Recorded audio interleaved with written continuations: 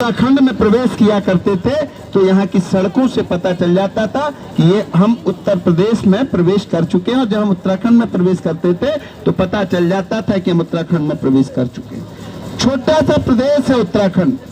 अगर तमाम जो नेतागण हैं, तमाम जो आज भू माफिया बन रहे हैं, जो शराब माफिया बन रहे हैं, जो खनन माफिया बन रहे हैं, जिनकी सोच में सिर्फ और सिर्फ पैसा है, अगर ये लोग अपनी सोच से इस पैसे को निकाल दें और प्रदेश के विकास के बारे में सोचें तो मैं निश्चित तौर से आपको वचन देता हूं कि प्रदेश में रोजगार की कोई कमी नहीं। लगभग 3 से 5 लाख पद रिक्त पड़े हैं। जो तमाम यहाँ से जो पैसा है जो केंद्र सरकारों के पास जा रहा है, जो भाजपा हो चाहे कांग्रेस हो, जिस प्रकार दलाली का कार्य कर रहे हैं, इसको रोकना होगा। इसको रोकने के लिए स्वराज सेवा दल बना। आज जो तमाम देखिए स्मैक का कारोबार जो फल फूल रहा है, अगर एक विधायक चाह ले तो 24 घंटे में स्मैक बंद हो जाए। 24 घंटे में।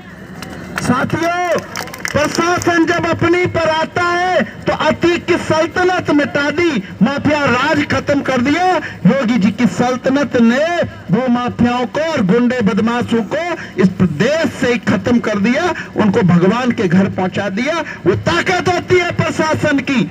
तमाम बड़े बड़े माफियाओं का राज खत्म कर दिया और आजम खान को जेल की सलाखों में रहा और वापस जब बाहर आया या आएगा तो निश्चित तौर से यह सोच के आएगा कि अब पैसे नहीं कमाने, अब प्रदेश और देश के लिए जीना है और मरना है। वो कार्य कर दिया योगी जी ने।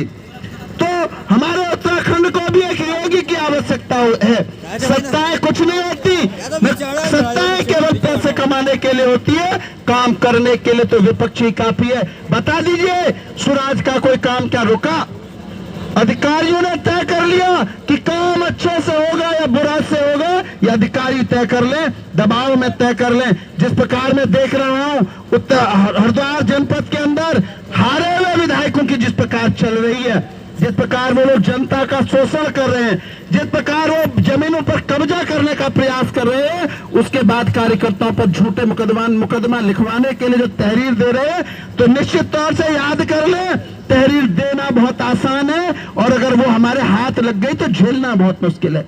जिस प्रकार 384 और 386 का मुकदमा लिखना बहुत आसान है, लेकिन जब माननीय उच्चतम न्यायालय और सर्वोच्चतम न्यायालय में जाना होता है तो इंस्पेक्टर को काउंटर दाखिल करने जाना होता है, आयोग को दाखिल करने जाना होता है, तो वो तय कर ले अधिकारी। किसी भी मैं स्वयं से जिस दिन सत्ता पर बैठूंगा, मेरे लोग बैठेंगे, अगर दबाव में झूठा कार्य करने के लिए कहें तो छोड़ दीजिए। और मैं अपने कार्यकर्ताओं से भी, कोई मेरे पास मुझे झूठा घुमा नहीं सकता। जो सच्चा होता है वो रुक नहीं सकता, क्योंकि ये देश, ये भारत, यह प्रदेश संविधान से चलता है, संविधान के नियमों से चलता है, कानून से चलता है। मेरा ये मानना है, वैसे तो सिस्टम से बड़ा कोई बदमाश नहीं होता। सिस्टम जब अपनी पर आता है तो अच्छे को सबक दिखा देता है, लेकिन लोकतंत्र से बड़ी कोई शक्ति नहीं होती। और लोकतंत्र की शक्ति जब जागती है तो महाराष्ट्र में जब बाला साहेब ठाकरे जी का उदय हुआ तो 3 दिन बाद जब महाराष्ट्र बंद हुआ, उसके बाद बिना किसी शर्त के जब बाला साहेब ठाकरे जी को छोड़ा गया तो महाराष्ट्र की धरती तब शांत हुई। नेता अगर सच्चा हो, अपने कार्यकर्ताओं के लिए समर्पित हो, अपने कार्यकर्ताओं के लिए जीता मरता हो, अधिकारियों की दलाली नहीं करता हो, तो उसको किसी से दबने की आवश्यकता नहीं।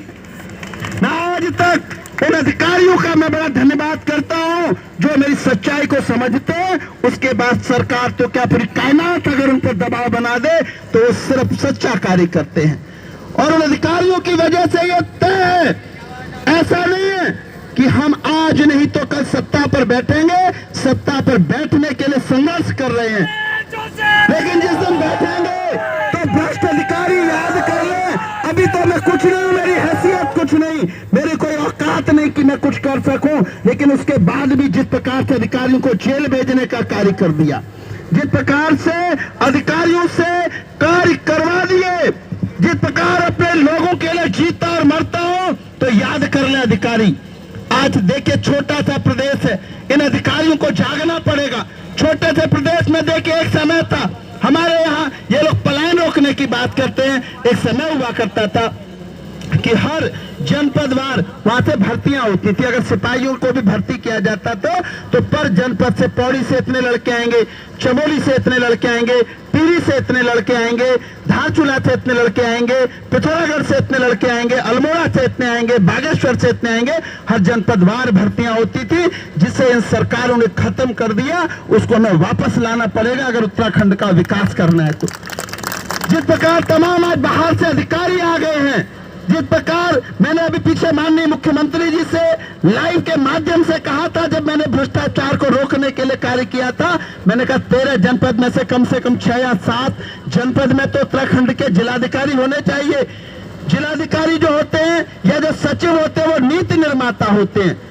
जो सचिव है या जो जिलाधिकारी, मान लीजिए मुझसे अब यह कह दिया जाए कि महाराष्ट्र के छोर में हमारे उत्तराखंड के व्यक्ति को डीएम बना दो, वो कागजों में डायग्राम ही तो बनाएंगे। हर प्रदेश के अंदर, ये न केवल इस प्रदेश के अंदर ही नहीं बल्कि हर प्रदेश में वहां के स्थानीय अधिकारियों को तवज्जो मिलनी चाहिए, तब उस प्रदेश का विकास होगा। वहां को उनकी भौगोलिक परिस्थिति का पता होता है, वहां के लोकतंत्र का पता होता है, वहां के नेताओं का पता होता है, वहां के अधिकारियों का पता होता है। मैं कोई ऐसी बात प्लेन में पहाड़ को लेके नहीं कहता हूं, लेकिन जो मैं बात करता हूं वो तथ्य पे करता हूं, तथ्यात्मक करता हूं, क्योंकि मुझे चुनाव नहीं लड़ना। हाँ, चुनाव लड़वाना है, स्वराज को सत्ता पर लाना है, मुझे 27 में स्वराज का मुख्यमंत्री बनाना है और बहुत बड़ी चीज है मुख्यमंत्री बनाना। 2 लाख परिवारों के दिलों की धड़कन बन जाइए। 2 लाख परिवारों की 25 लाख बिजली के कनेक्शन है पूरे प्रदेश के अंदर। 25 लाख में से लगभग 15 लाख घरों के लोग वोटिंग करते हैं। 15 चको 60 लाख यहाँ वोटिंग होती है और 60 लाखों में से जिस संगठन को अलग अलग जनपद से 20 लाख वोट पड़ जाएंगे वो सत्ता पर आसीन हो जाएगा। 20 लाख से 25 लाख वोट, आप बताइए 20 लाख लोगों के दिलों की धड़कन बनने के लिए केवल 2 लाख घरों की धड़कन बनिए।